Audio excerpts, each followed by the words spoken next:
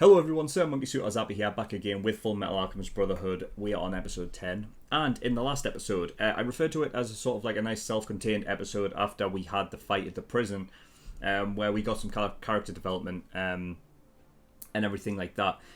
Obviously situated mostly around Ed and Al themselves. Al was, feeling down and depressed and left with his own thoughts. But he took it a bit far against Ed in the last episode. So, I'm glad it was resolved really quickly, though, and just getting everything sort of out of the way. But yeah, it was a good little life lesson episode about not bottling up your feelings and getting them out there so people can understand you and everything like that. But yeah, so we had that whole thing. Winry came to Central to give Ed his bolt that he was missing from his arm. So now, you know what I mean. It's all good now, right? We don't need to worry about it malfunctioning any further, unless it just gets destroyed again. But yeah, so there was that, and also Scar turned back up. He is actually alive. He's being looked after by two other Ishvala, an old man and a kid. In the slums outside of East City.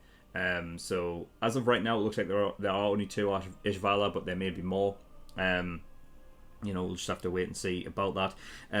But yeah, we also had a bit of a flashback with Scar as well, where he met Kimberly.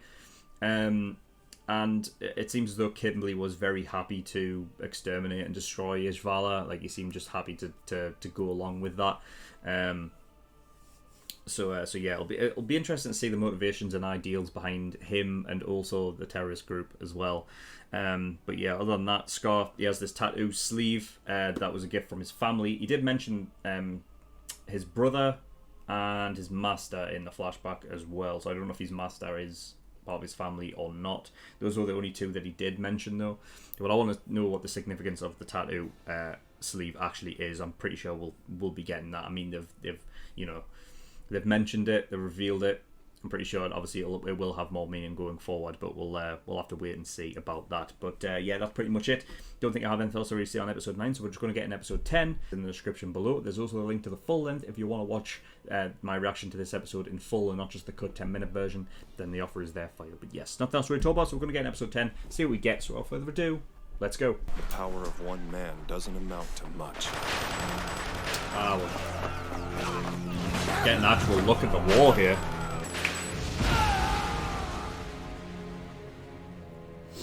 But however little strength I'm capable of, I'll do everything humanly possible to protect the people I love. If you hope to eventually protect everyone, then you'll have to figure out a way to stand at the top of the pyramid. There's no doubt about that. You're not very subtle, you know. You've got my support, and maybe your naive idealism might actually do some good.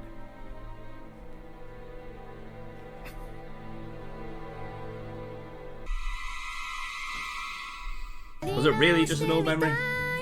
Or was he really vying for that job to be Führer? Last thing I remember was this guy kicking me. It's odd that he let you live. And what about this sacrifice and these other armored souls? Not to mention the Ouroboros tattoos and the transmutation circle. Every clue we have to work with seems to lead to its own mystery. Not much we can do about that, though. Any answers we might have found are under a ton of rubble back in the lab. I'm looking for Edward Elric, the Fullmetal Alchemist. Is that a Führer? This is his... Sorry to interrupt. Yep. Oh God. Sir Bradley! This is just an informal visit. Yes, sir. But may I please ask the occasion, sir? This young Is that a man cabbage? heard you're injured. I thought a nice melon might cheer you. Oh, it was a melon. Yes. I thought he was carrying a cabbage. Thank you, sir! I understand you've been checking up on some of the senior staff. Yes, sir, but, how did you know I was... You should know that nothing gets past me, Major. Tell me what you know about the Philosopher's Stone. And I hope for your sake that you don't know too much. Just kidding. Yeah, I forget that was coming. I'm only kidding. There's no reason for you to be so uptight. I know What? that there's been some suspicious activity within the military lately, and I believe it's necessary for something to be done about it. Every person listed in this document has been reported missing. They all vanished several days before the fifth laboratory collapsed. I have no way to determine how far our ranks have been infiltrated. The most we know about them is that they know a lot about us. You've all proven yourselves to be men of a trustworthy character. From this point forward, I'm giving you the direct order to forget this matter and all that it concerns. At this time, suspicion is our strongest line of offense. Do not trust anyone. Keep this to yourselves at all costs. When I deem the time is right to confront the enemy, I expect you to be prepared to join me in the effort. Sir! Gotta go. I don't know if I trust Damn bodyguard thinks he's my shout-out. Bradley. You see, I've snuck away to get a few minutes of privacy. Oh, God. Where are you heading off to this time? What's in Doubleth? Well, with the way things have gone lately, Al and I decided we should go back and visit our old teacher. Oh, really? I think I'm too scared, Cool. brother. There's no way she's not gonna kill us. What exactly does this person teach? It appears you have a rather lengthy journey ahead of you. Let's see. There it is. All the way down here. What? Right before Dublin! The holy land of automail engineering! It's Rush Valley! Is she gonna come with? We have to go! We have to go! You have to take me! Yeah, whatever. I'll have to take you anywhere. Well, somebody has to pay for my travel fare! And why does it have to be me? I've got to call and tell Grandma. She'll make you a fine wife someday. Don't start that again. I would rather talk about my wife anyway. Of course you would, Hughes. It's time for bye-bye. Daddy's got to go to work now. Daddy, come home early today, okay? Well, I can try, but Daddy has a bunch of important work that needs to be done. But I promise I'll do it as fast as possible. The squishy All right, face. don't be late now. Well, Miss Rockbell, I probably won't see you again before your train leaves, but it's been fun. Oh, and tell the boys I said goodbye. Thanks, Mr. Hughes. I really appreciate your hospitality. Our home is your home, too. Till then, take care of yourself. Bye, hon. Right. Work hard, Daddy! Bye-bye! You be safe out there.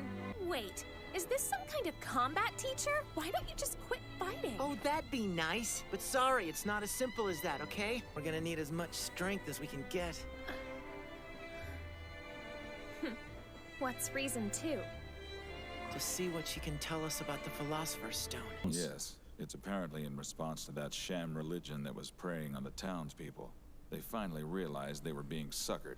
The East has been a real hotbed, huh? I'm afraid it's not just the East. There have been reports of uprisings in the North and West as well. The bodies are piling up all over. It's an interesting map. It's Hughes, just a circle. something wrong. I'll be in the archive room. These endless uprisings, the Philosopher's Stone, human sacrifices, and the outright genocide of the Ishvalan people. Who could have orchestrated something as terrible as this?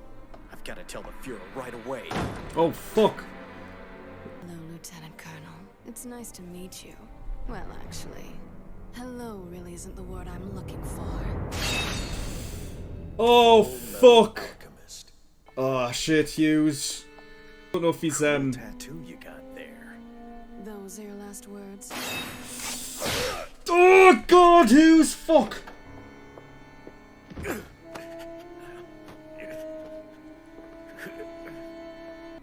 Damn it. Does she really just let him walk out? Oh, fuck. Damn it. That's exactly how I feel. She just took that straight to the fucking head. I need a private line.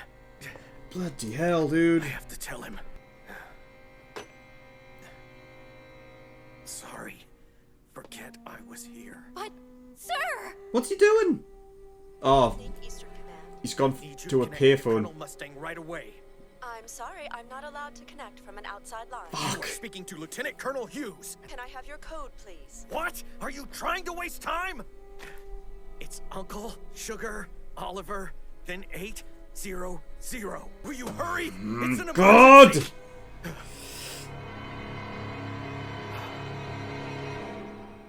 I need to ask you to put down the receiver. What you doing? Just like, but you're not. Oh, Who the hell are you? envy.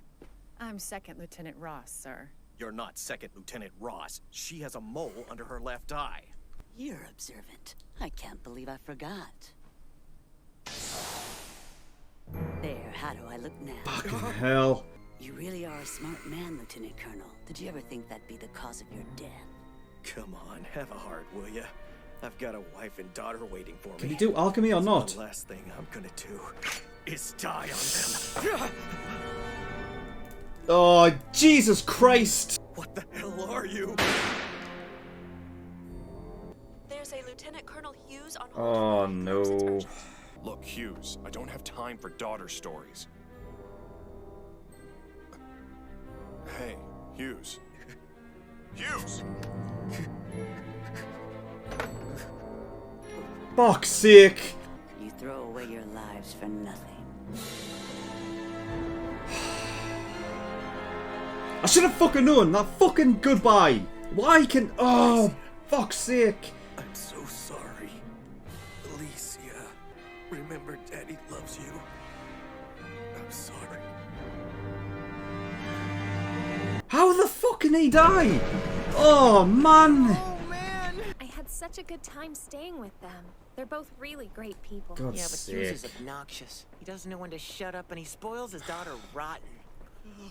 These jumps He from did come dark by to your light hospital room a is lot to really talk to him. jarring. He always made it a point to come and keep me company, and it didn't matter when. He'd even blow off work. We should figure out some way to thank him next time we're there. Yeah, we should.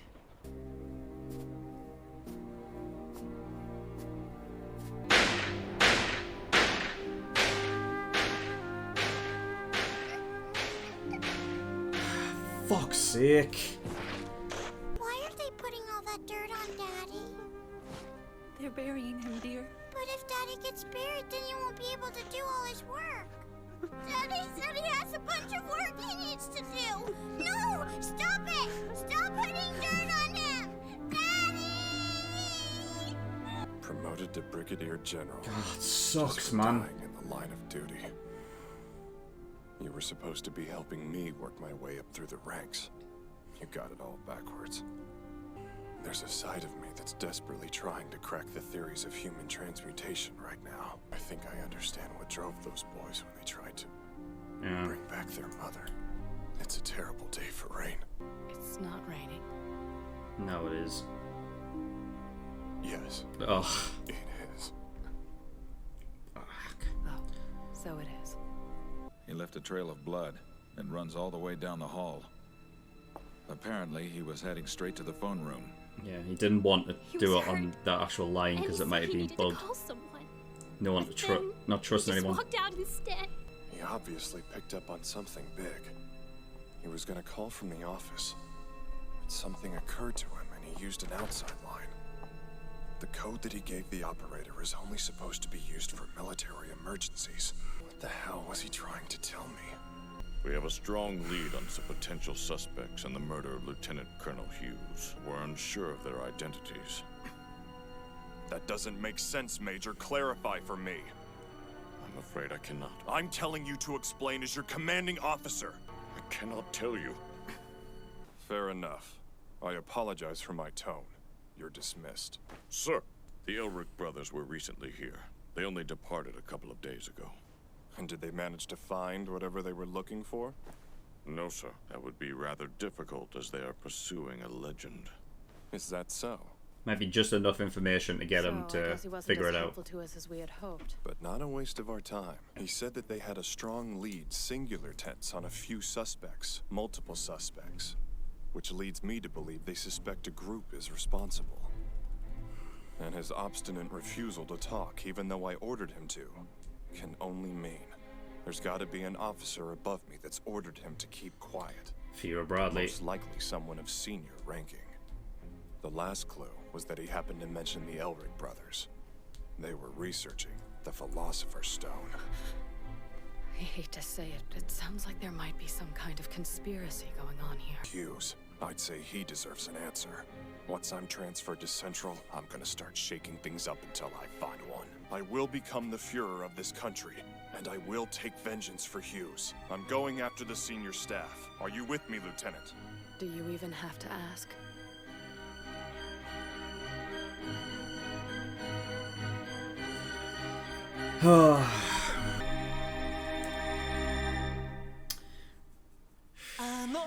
Yeah. Okay, episode 10. Fucking hell, this show just never lets up, does it? It switches from like light to dark in like mere moments. Like, I didn't expect Hughes to die in episode 10. If anything, fucking hell. Ugh, that just sucks, man. That sucks.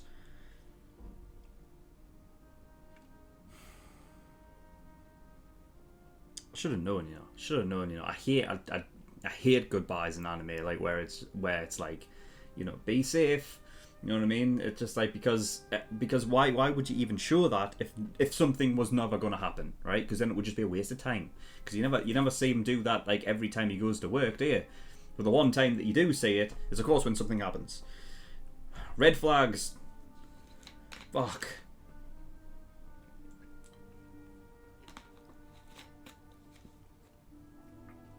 And he got promoted after the fact. Brigadier General. Which I think they've said that previously before, which is like a big deal, right? Very big deal. But it doesn't matter at this point. You know, I don't trust Fuhrer Bradley at all. I really don't. A lot of it is like, a lot of it can be down to sort of like bias on our part, on, you know, the like our side of characters that I trust to be good. So Mustang obviously going for that position, but really like the first part of this episode where that you know, where you have Hughes is basically egging him on to take that position. You know what I mean? And I feel like he's been doing that throughout the episodes. Hughes was like, oh, is that like sort of like supporting character to like, you know, push Mustang to become that, you know. And in this episode, you know, Mustang was saying that it was the other way around, you fool. Oh man, but yeah, they were looking up at like Bradley, and there was that sort of like look of like they had this disdain, you know. And I just feel like with him taking a personal visit to the Elrics,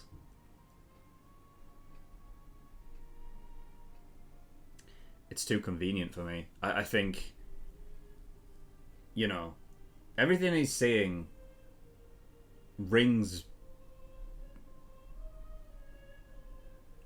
untrustworthy to me, you know. The problem is that I'm going to be overthinking that now because, you know, I'm praising the storytelling that this show is offering, but if I feel like Bradley is untrustworthy and it feels obvious, I'm almost going to be thinking, well, then it's too obvious, and he's not. But like the fact is that he says like things like, you know, nothing gets past me. So there has to be an inkling, like knowing that you know, when Ed and Alan Armstrong went to get their new automail armor, anything like that, that he you know, that it's possible he knew that they were meeting with Marco, and therefore could have sent Lust.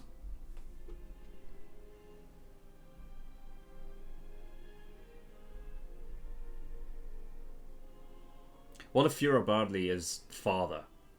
What if he is that?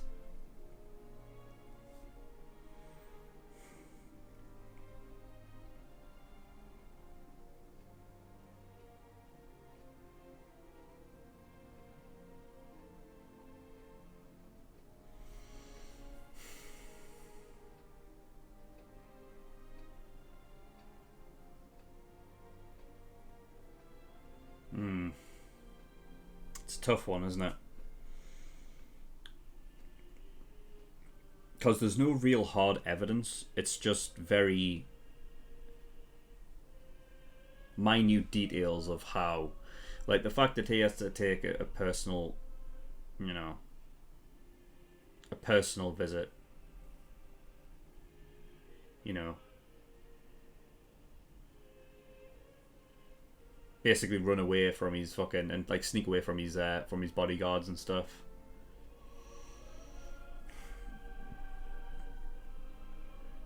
Because I feel like at this point, the only, like, you know, you have the likes of lust and envy and whatnot turning up at convenient points, convenient locations where this information about the Philosopher's Stone and everything is being sort of held. And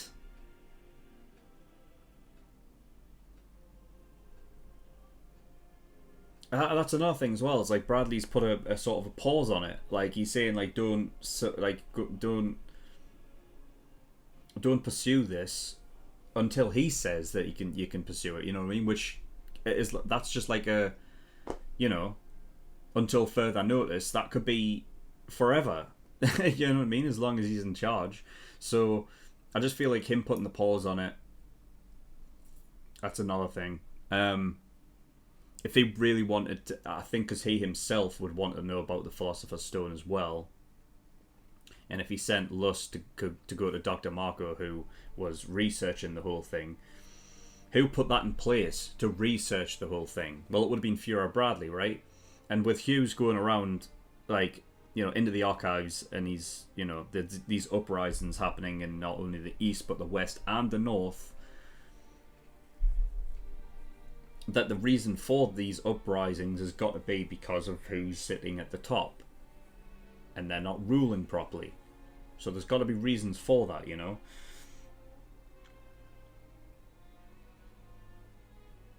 We can really be sitting here, like... honestly, like...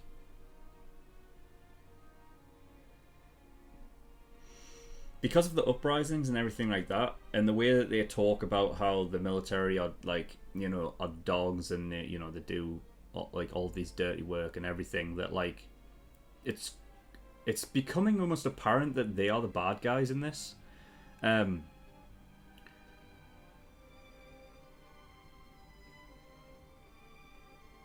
Like, I can see myself, like, backing Ishvala a lot, you know?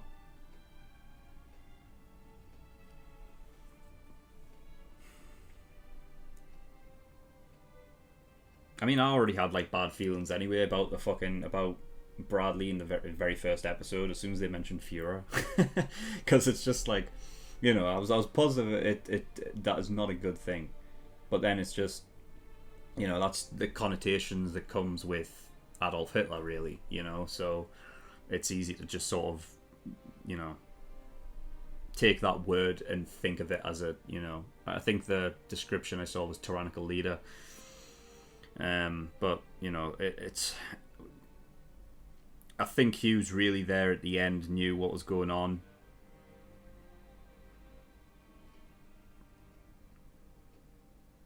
Hence why, obviously, he went to a public payphone and not on the private line. Which, again, is like one of those things of, you know... because you got to think that at that point, Hughes is, like, feeling adrenaline and stuff, and can possibly, like, you know, he could easily not be thinking clearly at that point in time. But even that point where he picks up the phone and he's like, oh shit, no, put it down, because he's got to be thinking, like, if Hughes is getting into stuff that he shouldn't be, you know, he shouldn't be getting access to, right, that if he was to talk to Mustang about it, that Mustang would be in danger as well. So at the end, you know what I mean, looking out for the people that he loves. I just didn't expect him to die, man.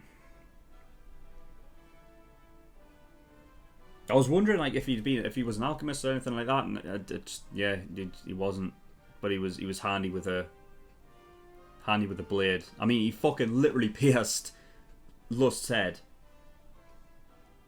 and I don't know how the fuck should stop that. Like, I don't know what.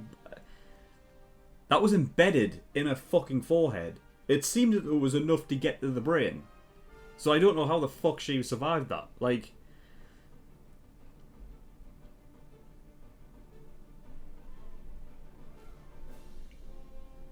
I don't know if she could, like, use alchemy to...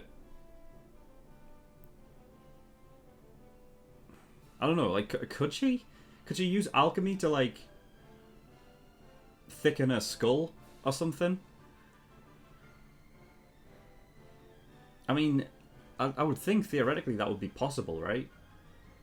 Because she already uses alchemy with a fucking... I think it's a fingernail she uses, right? And she pokes people with those. So she's already using that on her own body. That I feel like... You know...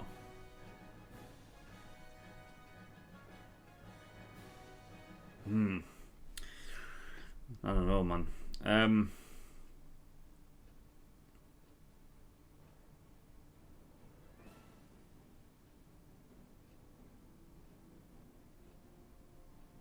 Yeah, fucking hell. It just sucks.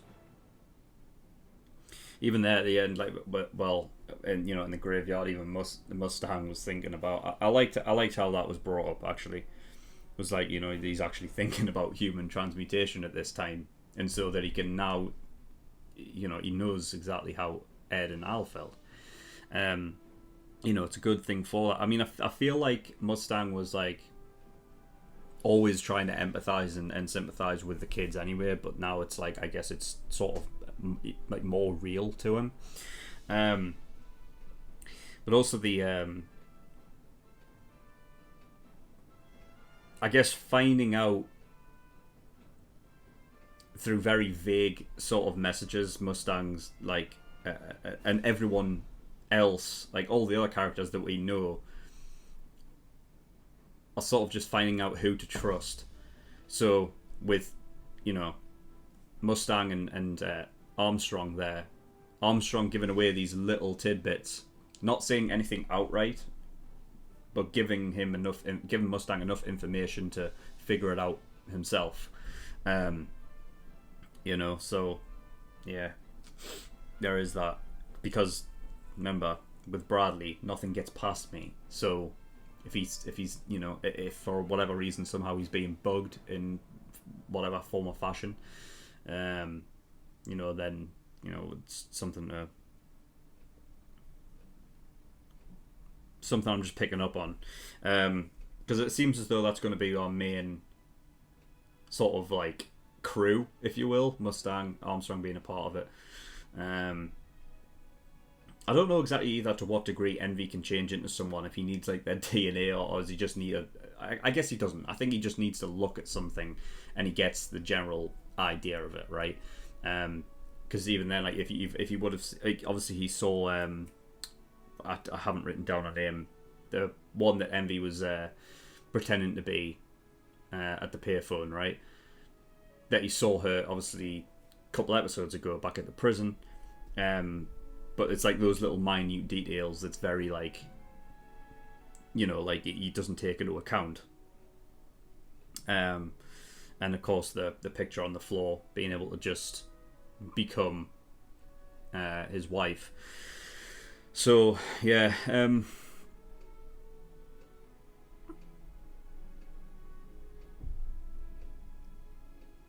anything else I really need to talk about? Oh yeah, the Ouroboros tattoos. Yeah, so I've heard about Ouroboros before, and I can't remember fucking where. I can't remember if it was like, I don't think it was Prison Break or something, was it? May have been. But like, yeah, I remember hearing about that somewhere else. And yeah, an Ouroboros is essentially something where it's like the snake, or like, I think it's a snake eating its own tail. So it's basically just an endless loop. So there's obviously something symbolic with that in this terrorist group, and how they do things has got to tie into what their ideals are, right? I don't think it's just going to be a thing of that's our logo. It's got to tie into something, right? And whether it's like something like self-fulfilling prophecy, or fucking or, you know, like a cycle.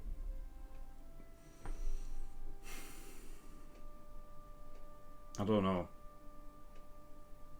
Really don't know. A lot of circles in this show, though. Transmutation circles, the world is a circle, the Ouroboros is a circle. It's a circle of life. I don't know.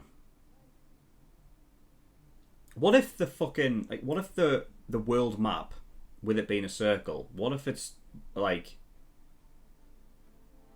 what if it's just one big?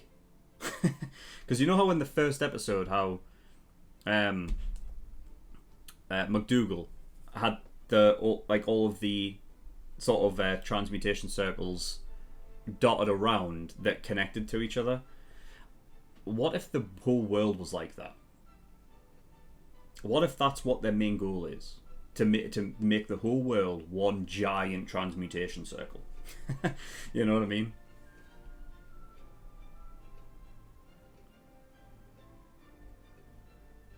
But then it's just a question of what he would do with that, and I don't really know what he would do with that. Like, I'm just saying, like, you know what I mean? It's like, in my mind, I'm completely untrustworthy of Bradley, and I think he must be at the top of it all. I just don't trust him, man. Mustang doesn't, so I don't. You know, and clearly with all these uprisings going on, it all leads to him being at the top. So, you know, because it seems as though Central, like, that's their sort of like, you know, that's basically where the sort of power is held, right? That's where the person at the top is, and you know, respectively, the east, the west, the south, and the north are all like their different regions. All are supposed to answer to Central, but with obviously all these uprisings and stuff, clearly he's not doing a good job, and there's got to be a reason for that. I mean, you know, we've already, you know, the Civil War happened with Ishvala and everything like that, right? It seems as though with all of these uprisings, that's something that's going to continue to keep happening. But I'm just not sure what his end goal would be if it is Führer Bradley wanting to create chaos in certain areas. If he is like father, right? If he's that, what does he gain from all of this chaos?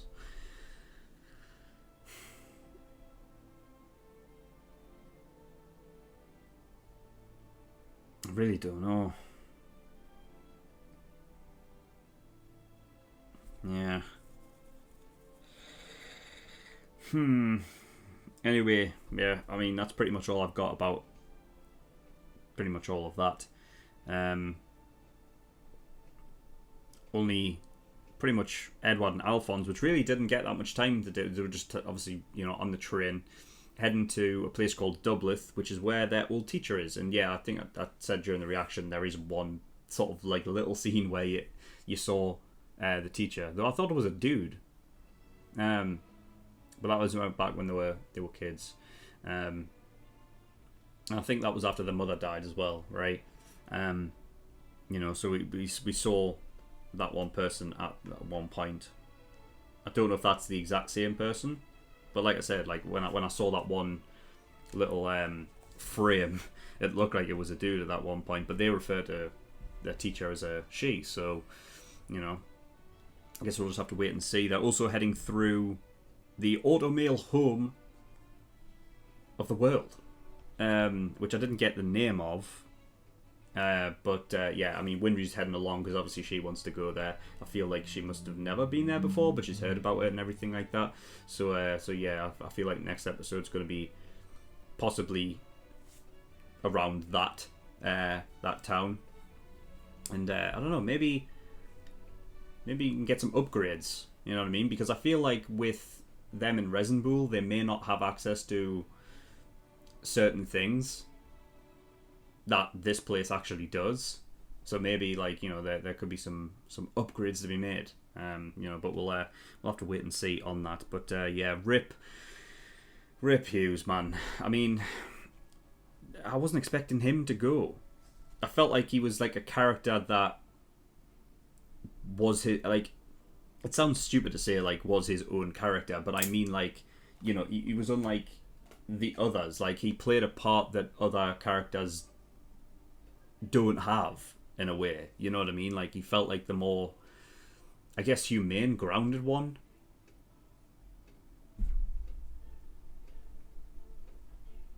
He was like that nice fucking like lightheartedness in the military, and now I just feel like we're never going to get that, you know?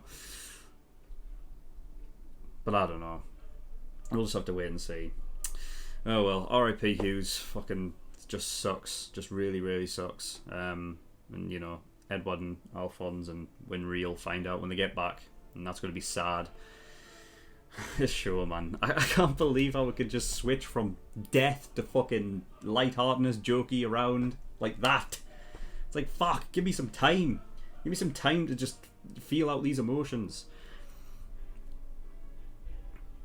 Yeah, because in a way I respect it. I respect the fact that it does do that. But then, I don't know, it's jarring. It's very fucking jarring. Anyway, that is all I've got. So thank you for watching. If you do want to gain access to episode 11 and 12 right now, you can do by going over to my Patreon and becoming an early access tier patron. There's also the full-length tier over there if you want to watch any of my reactions in full and not just the cut 10-minute versions. And then there's the exclusive tier, which gives you access to movie reactions and things like that, which will be coming soon, so keep an eye out for those. There's also a link to the Discord in the description below if you want to get over there, then you can do. But that's all I got, so thank you for watching. I'll see you all next time. Bye-bye.